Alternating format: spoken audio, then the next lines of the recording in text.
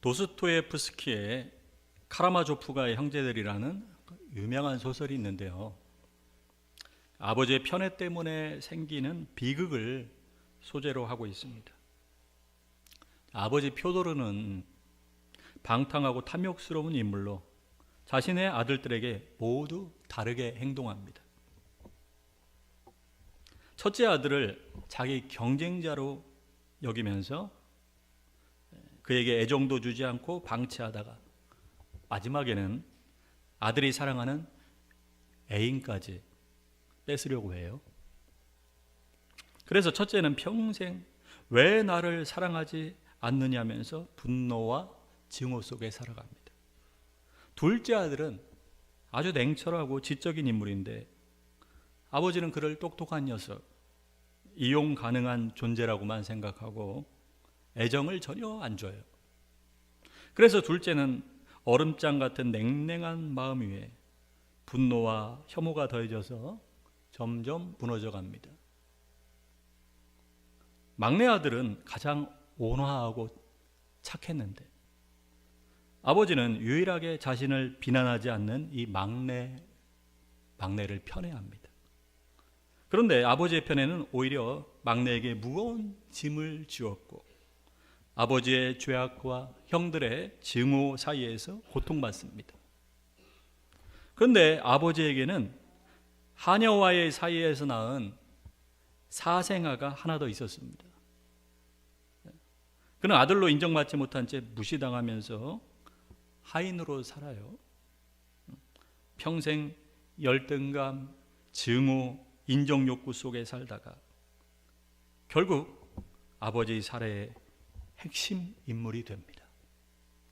결국 막내를 포함한 모든 형제들이 아버지에게 사랑받지 못했다는 그런 결핍을 느끼면서 상처와 고통, 질투와 증오, 폭력과 살인이란 끔찍한 일들을 겪게 됩니다. 이 소설의 결론은 단순히 누가 아버지를 죽였는가에 머무르지 않고 아들들 모두에게도 책임이 있다고 말하면서 모두가 다 범인이라고 고발하고 있습니다.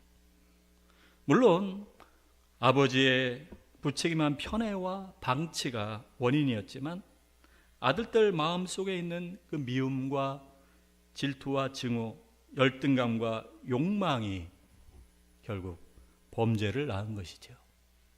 그래서 소설에 이런 대사가 나와요. 모든 사람은 모든 사람 앞에서 모든 일에 대해 죄인이다. 카라마조프가의 형제들은 오늘 말씀에 나오는 인물들에 대해서 잘 묘사하고 있는데요. 성경에서 자녀들을 편애한 대표적인 인물을 한 명 꼽으라고 하면 당연히 야곱일 겁니다. 형이 400명의 옹사를 거느리고 오는 인생의 결정적인 위기 앞에서 하나님은 홀로 남은 이 야곱에게 찾아오셔서 씨름을 하십니다. 하나님이 야곱의 고관절을 치셔서 전혀 힘을 쓸 수 없게 되자 비로소 자기 생각과 자기 욕심으로 살아왔던 자신의 교만을 꺾고 하나님을 의지합니다. 그동안 하나님을 불신하며 욕심으로 살았던 죽을 수밖에 없는 자신을 살려주시고 이스라엘이라는 새 이름을 주시며 복을 주시는 하나님께 너무 감사해서 표현할 말이 없었습니다. 하나님의 약속의 말씀을 들은 야곱은 하나님이 함께 하신다는 확신이 생겼고 이제는 정말 이스라엘이라는 새 이름처럼 새 사람으로 변화된 것 같았습니다. 그런데 사람이 쉽게 안 변하죠. 참 안 변해요. 우리가 야곱처럼 하나님을 만나고 은혜를 받아서 정말 변한 것 같더라도 얼마 못 가서 여전히 내 속에 남아있는 죄와 욕심이 나를 괴롭히는 것을 수없이 경험하지 않습니까? 우리 자신이 바로 성과 같더라도 언제 넘어질지 모르는 연약한 존재이기 때문에 날마다 겸손히 하나님 은혜를 구하며 하나님 말씀을 붙들고 살 수밖에 없는 것이죠. 자, 오늘 야곱 또한 하나님을 만나서 새 사람이 된 것 같았지만 그 뒤로 보면 여전히 인간적인 모습들이 남아 있어서 실수하고 넘어지는 모습을 볼 수 있습니다. 자, 2절을 한번 보세요. 2절. 야곱의 조건은 이러하니라. 요셉이 17세의 소년으로서 그의 형들과 함께 양을 칠 때 그의 아버지 아내들 비라와 실바의 아들들과 더불어 함께 있었더니 그가 그들의 잘못을 아버지에게 말하더라. 자, 야곱에게는 4명의 아내가 있었습니다. 레아와 그녀의 여종 실바, 그리고 레아의 동생 라헬과 그녀의 여종 비라, 이 4명의 아내를 통해 12명의 아들들과 1명의 딸을 낳았습니다. 그런데 야곱이 사랑했던 라헬을 통해 낳은 11번째 아들 요셉이 형들의 잘못을 일일이 아버지에게 가서 다 고자질하는 거예요. 한편으로 보면 자, 솔직하고 꾸밈없는 어린아이의 모습이고, 또 한편으로는 성숙하지 못해서 다른 사람 마음을 헤아리지 못하고 있는 거죠. 아마도 요셉이 어려서부터 아버지의 사랑과 용납을 많이 받고 자라다 보니까 남의 눈치를 전혀 안 보고 잘잘못을 서슴없이 그대로 얘기하게 된 것 같습니다. 자, 형들 입장에서는 자기들 잘못을 일일이 고자질하는 이 요셉이 얼마나 믿고 얄미웠겠어요?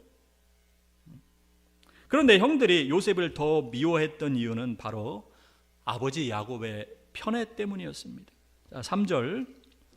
요셉은 노년에 얻은 아들이므로 이스라엘이 여러 아들들보다 그를 더 사랑하므로 그를 위하여 채색 옷을 지었더니 그의 형들이 아버지가 형들보다 그를 더 사랑함을 보고 그를 미워하여 그에게 편안하게 말할 수 없었더라. 자, 야곱이 12아들 중에 특별히 요셉만 편애해서 예쁜 채색 옷을 입힌 겁니다. 요즘으로 치면 형들은 나이커, 아디도스, 파마 이런 거 입고 있는데 요셉만 명품 옷을 걸치고 있는 거예요. 그러니 어떻게 형들이 요셉을 편하게 대할 수가 있겠습니까? 아버지의 편애 때문에 요셉을 더 미워하게 된 거죠. 그러다가 형들이 요셉을 더욱더 미워하게 되는 일이 생깁니다. 자, 5절 같이 시작. 요셉이 꿈을 꾸고 자기 형들에게 말하며 그들이 그를 더욱 미워하였더라. 자, 요셉이 꿈을 꾼 것이 무엇이냐? 밭에 있는 형들의 곡식단들이 다 자기 곡식단에게 엎드려 절하는 거예요. 또 하나는 해와 달과 11별이 자기한테 절하는 꿈입니다. 이 요셉의 오만한 꿈 얘기로 형들은 더욱더 요셉을 시기하고 미워하게 되죠. 그러다가 결국 큰 사건이 터지는데 양떼를 치려고 멀리까지 간 이 아들들이 걱정되어서 야곱이 요셉에게 형들 잘 있는지, 양들도 잘 있는지 가서 살펴보고 오라고 시킵니다.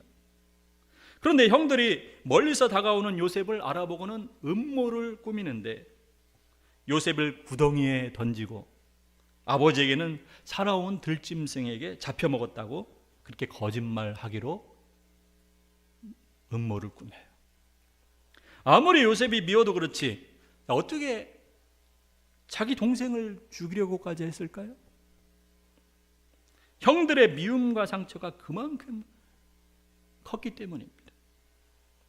사실 야곱 집안의 편애는 야곱의 아버지 이삭 때로부터 시작되었습니다.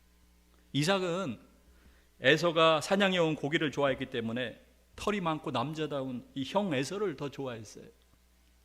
야곱은 아버지의 그런 편애를 몸소 경험했으면서도 나중엔 자신도 똑같이 가해자가 된 겁니다. 레아를 외면하고 라헬을 편애하더니 이제는 라헬의 아들 요셉까지 편애하는 거죠. 자, 야곱의 편애는 형 에서를 만나러 갈 때 절정에 이르게 됩니다.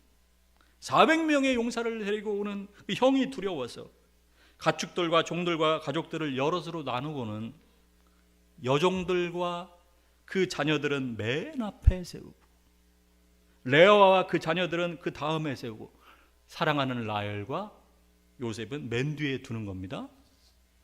자, 만일 에서의 마음이 누그러지지 않아서 야곱과 가족들을 해치려고 했다면 얼마나 끔찍했겠어요. 그러나 이미 이 아들들의 마음은 칼에 베인 것처럼 큰 상처를 받았습니다.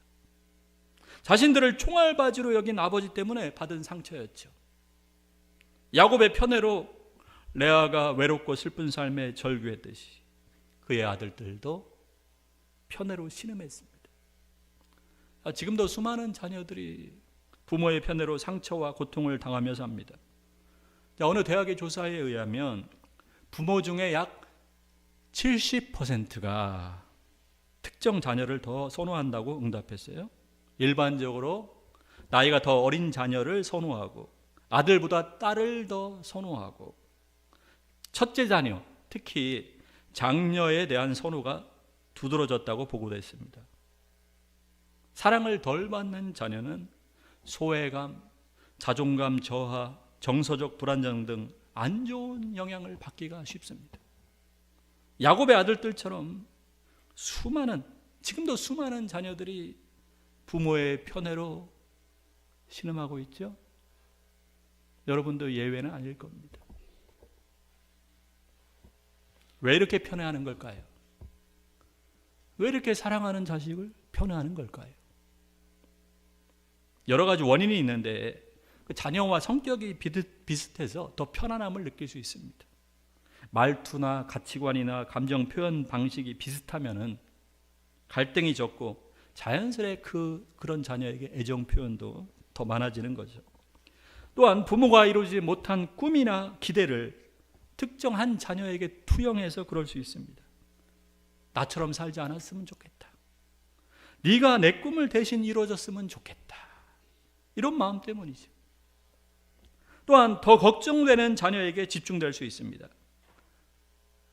학업이 안 되거나 건강에 문제가 있거나 사회성, 경제적인 문제 등으로 더 신경 쓰이는 자녀에게 관심이 쏠리는 거죠.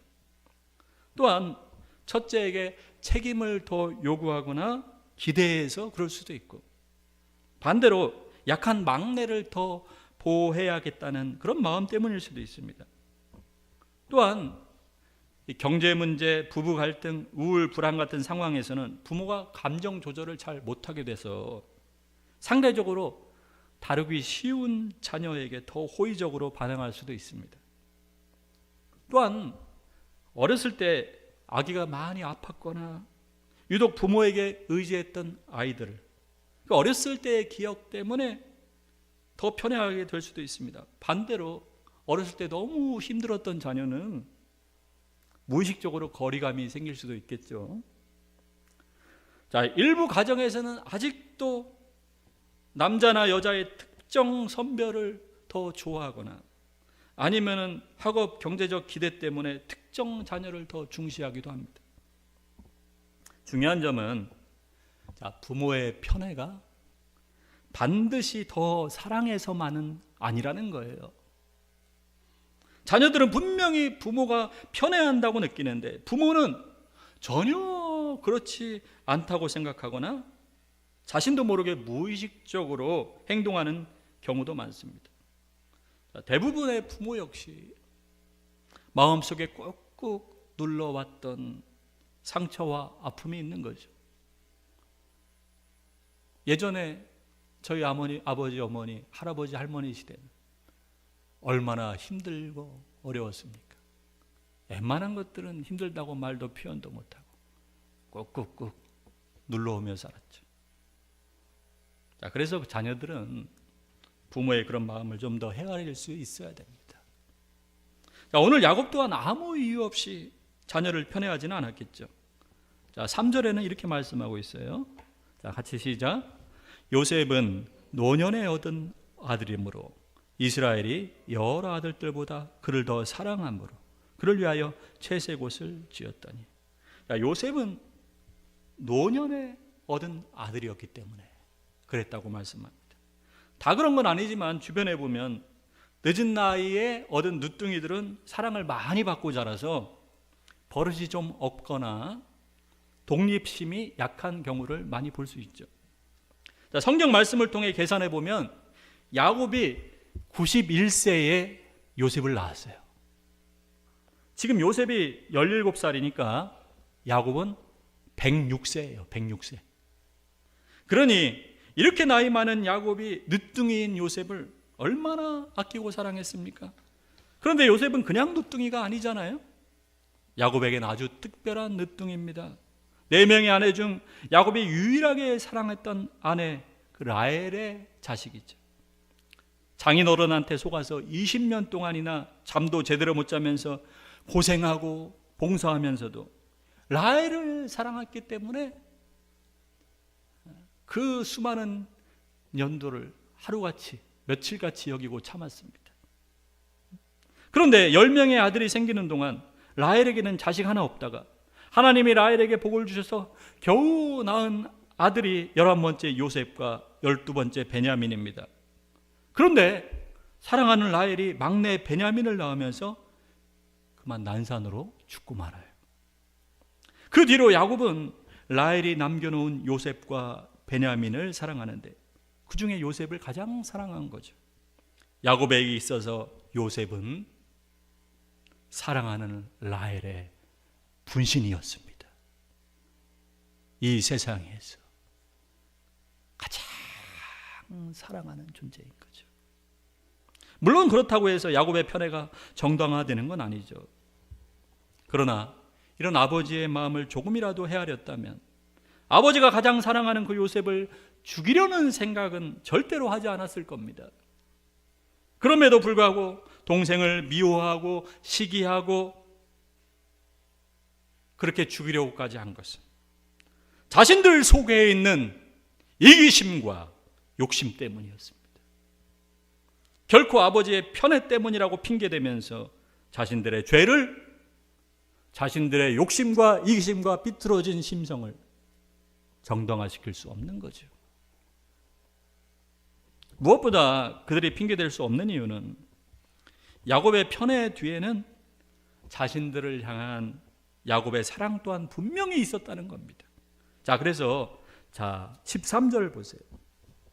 이스라엘이 요셉에게 이르되 내 형들이 세겜에서 양을 치지 아니하느냐 너를 그들에게로 보내리라. 요셉이 아버지에게 대답하되 내가 그리하겠나이다. 14절 같이 크게 시작. 이스라엘이 그에게 이르되 가서 내 형들과 양떼가 다 잘 있는지를 보고 돌아와 내게 말하라 하고 그를 헤브론 골짜기에서 보내니 그가 세겜으로 가니라. 자, 아들들이 잘 있는지 걱정하면서 요셉을 보내죠. 오늘 말씀해 보면 요셉이 형들을 찾으러 헤브론에서부터 세겜을 거쳐 도단까지 가는데 110km가 넘는 3일 이상 걸어야 되는 긴 거리예요. 유대 광야와 중앙 산맥을 통과하는 험난한 길로 우물이나 샘물을 찾지 못하면 생명이 위태롭습니다. 게다가 이 당시 중앙 산맥 지형은 수풀이 무성했는데 사자, 곰, 하이에나 같은 맹수들이 많았습니다. 또한 당시 가나안은 중앙 집권적인 국가가 아니라 여러 부족이 같이 살던 국가로 치안 문제가 심각해서 나그네를 약탈하는 강도나 도적대가 많았습니다. 그런데 야곱이 그 위험한 길에 17살 된 어린 요셉을 혼자 보낸다는 것은 요셉뿐 아니라 그 형들도 똑같이 사랑하고 있었다는 분명한 증거죠. 요셉의 편애 뒤에는 분명히 사랑도 있었던 거죠. 10손가락 깨물어 안 아픈 손가락 없다는 속담처럼 부모에게는 어떤 자녀든지 다 소중한 존재고 어느 하나라도 아프면 부모 마음은 더 아픈 겁니다. 부모를 생각하는 자녀의 마음보다 자녀를 생각하는 부모의 마음이 훨씬 더 큽니다. 부모를 사랑하는 자녀의 마음보다 자녀를 사랑하는 부모의 마음이 훨씬 더 큽니다. 또한 중요한 것은 우리가 부모를 통해서 하나님의 복을 받았다는 겁니다. 창세기 49장에 보면 야곱이 죽기 전에 자녀들을 다 불러놓고 한 명 한 명 이름을 불러가면서 축복하는데 나중에 보면 야곱이 축복한 그대로 다 이루어지는 걸 볼 수가 있어요. 하나님께 붙들린 이 야곱의 입술을 통해서 하나님이 야곱의 자녀들에게 복을 주신 것이죠. 자, 사랑하는 라헬의 분신인 요셉과 베냐민을 편애했던 야곱이 이제는 그 편애를 넘어서서 자녀들을 똑같이 사랑하고 축복했다는 것을 알 수가 있습니다. 야곱이 자녀들을 축복한 것처럼 우리 또한 부모를 통해 하나님의 복을 받는 겁니다. 비록 편애하는 부모라도, 상처를 주고 짐덩이를 안겨준 부모라도 그 부모를 통해 이 세상에 태어나게 되었고 하나님을 만날 수가 있었고 하나님이 주시는 모든 복을 받게 된 겁니다. 그래서 하나님은 자녀된 우리에게 이렇게 명령하십니다. 자, 에베소 6장 1절 같이 시작. 자녀들아, 주 안에서 너희 부모에게 순종하라. 이것이 옳으니라. 이것이 옳으니라. 너무나도 당연하다는 거예요. 자녀라면 당연히 자기 부모에게 순종해야 한다는 것이죠. 자신을 낳아주고 길러준 부모에게 효도해야 하는 것은 짐승들도 본능적으로 다 하는 것입니다. 더군다나 나를 사랑하고 걱정하며 하나님의 복을 전해준 그런 부모에게는 어떻게 해야겠습니까? 그럼에도 불구하고 존경심도 전혀 안 들고 오히려 상처만 준 부모에게 순종하는 것은 참 쉽지 않습니다. 그래서 이렇게 말씀하는 거예요. 에베소 6장 1절에 자녀들아, 주 안에서 너희 부모에게 순종하라. 어디에서? 주 안에서 순종할 수 있습니다. 주 안에서란 말씀에는 여러 의미가 있지만 무엇보다 주님 때문에 순종할 수 있다는 뜻인데요. 전혀 존경심이 안 들고 편애하고 상처만 준 부모라도 주님 때문에, 주님의 사랑 때문에 순종할 수 있다는 겁니다. 자, 우리를 향한 주님의 사랑이 얼마나 큰지 요셉을 잃은 야곱의 모습을 통해 보여주고 있습니다. 자, 요셉을 노예 상인들에게 팔아넘긴 형들은 요셉의 옷에 피를 묻혀서 아버지에게로 가져가요. 자, 33절. 아버지가 그것을 알아보고 이르되 내 아들의 옷이라 악한 짐승이 그를 잡아먹었도다. 요셉이 분명히 찢겼도다 하고 자기 옷을 찢고 굵은 배로 허리를 묶고 오래도록 그의 아들을 위하여 애통하니 그의 모든 자녀가 위로하되 그가 그 위로를 받지 아니하여 이르되 내가 슬퍼하며 수울러 내려가 아들에게로 가리라 하고 그의 아버지가 그를 위하여 울었더라. 자, 요셉의 생애가 예수님의 생애와 너무 닮아서 요셉은 앞으로 오실 예수님을 예표하는데 지금 요셉을 잃어서 옷을 찢으며 애통하는 이 아버지 야곱의 모습이 바로 십자가에서 아들을 잃어버린 하나님 아버지의 모습입니다. 영 죽을 나를 죄와 사망에서 건지시기 위해서 사랑하는 아들을 십자가에 내어주셨을 때 하나님 아버지의 마음이 얼마나 고통스러웠는지 차마 볼 수가 없어서 고개를 돌리셔서 해도 빛을 잃고 온 땅에 어둠이 임했습니다. 나를 향한 하나님의 그 사랑 때문에 우리가 부모에게 순종할 수 있습니다. 날 위해 십자가에 죽으신 그 주님 때문에 주님의 말씀대로 부모에게 순종할 수 있는 것이죠. 정말로 그 주님의 사랑을 아는 사람이라면 이해할 수 없는 부모의 말씀에도 순종할 수 있습니다. 왜냐하면 그보다 더 이해할 수 없는 놀라운 주님의 사랑을 받았기 때문입니다. 정말로 그 사랑을 아는 사람이라면 원수 같은 부모라도 주님 때문에 용서할 수 있습니다. 주님은 원수 같은 나를 용서하실 뿐만 아니라 그런 나를 위해 생명까지 주셨기 때문입니다. 육신의 부모는 편애할지라도 우리 영혼의 부모는 절대로 나를 편애하지 않으십니다. 비록 편애하는 부모라 할지라도 그 편애 뒤에 나를 향하신 주님의 진정한 사랑이 있는 것이죠. 사랑하는 성도 여러분, 자, 오늘 야곱처럼 편애하는 부모라도, 상처 주고 짐만 안겨준 부모라도 편애 뒤에 있는 그 사랑을 헤아릴 수 있길 원합니다. 또한 그 편애 뒤에 있는 나를 향하신 그 주님의 사랑 때문에 부모를 용서할 수 있고 사랑할 수 있기를 원합니다.